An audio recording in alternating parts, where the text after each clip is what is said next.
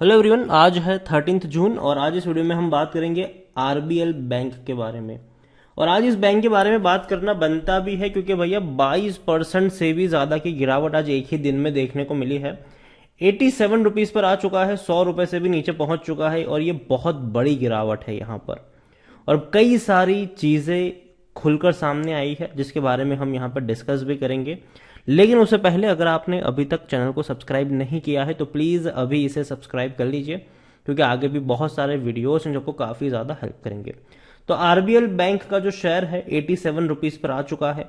आज 23% आसपास की गिरावट दिखाई है और एक महीने में 24% की गिरावट है। देखो, अब तक ये संभल रहा था, अगर आप देखो तो 110 रुपए के आसपास ये संभल रहा था, लेकिन आज एक झटके में इतनी बड़ी गिरावट आ गई। एक साल की अगर हम बात करें तब 60% की गिरावट है। देखो, टूट के बिखरा था ये शेयर इससे पहले भी, फिर तेजी दिखाई थी, 216 के करीब पहुंचा और अब तो हालत और भी ज्यादा खराब है। 5 साल में भी अगर आप देखो तो 83% की गिरावट है आरबीएल बैंक में।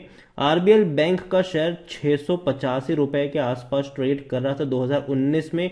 उसके बाद कोविड के वक्त, जब कोरोना इंडिया में आया था, कोविड के वक्त अगर ये टूटा भी था तो 120 रुपए तक ही, 107 रुपए के आसपास ही ये गया था, उसे नीचे नहीं गया था ये। लेकिन इस बार और 107 रुपए तक जाने के बाद तेजी भी दिखाई थी और ये 265 तक भी गया था जनवरी 2021 में। लेकिन उसके बाद देखो तो ये लगातार टूट रहा है और अब पहुंच चुका है डबल डिजिट में।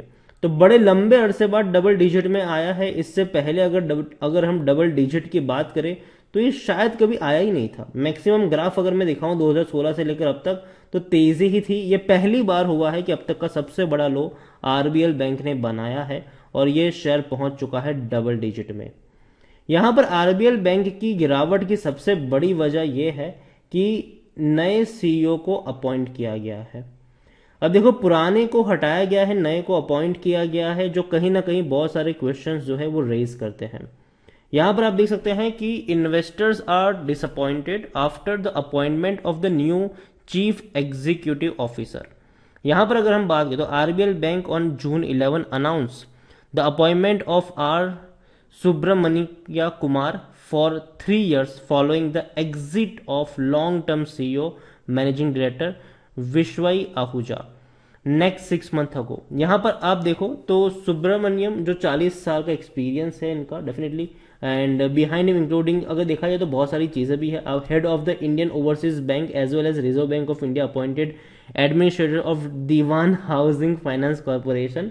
यहाँ पर एक और चीज बात, तो मीडिया रिपोर्ट ने यह भी कहा है link standard and chartered bank India CEO Zarin Daruwala to the post which highlighted expectation among the investors.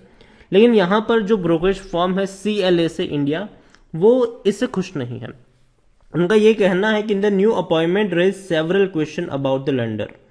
Brokerage have raise concern about the lack of clarity on the strategy of the lender through they do not expect any fresh bad loan pile to disclose following the new CEO's announcement. We are yet to get clarity on the process of the new team. However, we did not expect the management to make any big announcement in the near term. ये कहना है Kotak institution का, ये कहना है। लेकिन Subramanya Kumar told business news channel 80 now that he expect RBL bank to ramp up focus on housing loans, rural vehicular finance and used car finance apart from traditional citizen area like micro credit। तो ये चीजें उन्होंने कही जरूर है, लेकिन अभी बहुत सारी चीजें रेज होती है।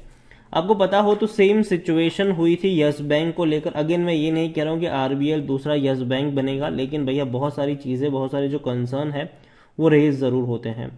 इसके अलावा अगर आप ट्विटर पर ज़्यादा एक्टिव हो तो आपको जो वेल फेमस सुचिता दलाल की ट्वीट आपको देखने को मिलती थी।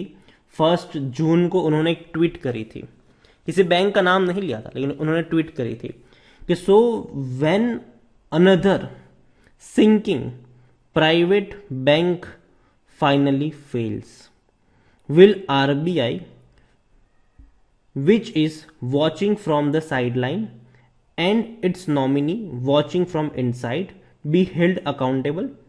देखो, उन्होंने किसी बैंक का नाम नहीं लिया, लेकिन कहा था कि भैया एक और प्राइवेट बैंक जो है वो सिंक हो सकता है।